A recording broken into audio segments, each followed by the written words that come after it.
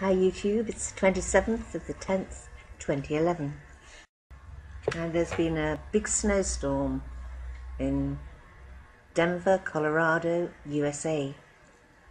Thousands of people are still without power, and people waking up in shelters after a snowstorm dumped up to 1.5 feet of snow across the state.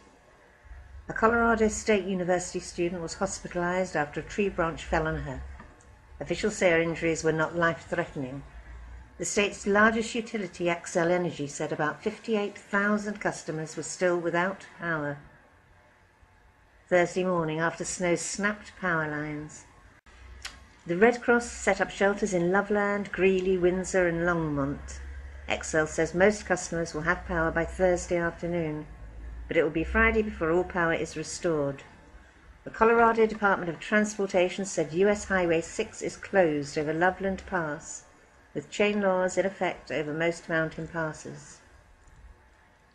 Xcel said in a statement Thursday, the impact of the snowstorm has had greater effect than we expected. About 70% of the power company's 200,000 customers who experienced outages from the storm are now back in service.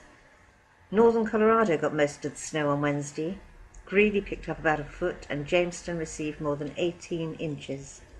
The city of Loveland said as many as 10,000 customers lost power, and an estimated 3,000 to 5,000 homes and businesses served by its municipally owned utility were still without power by late Wednesday.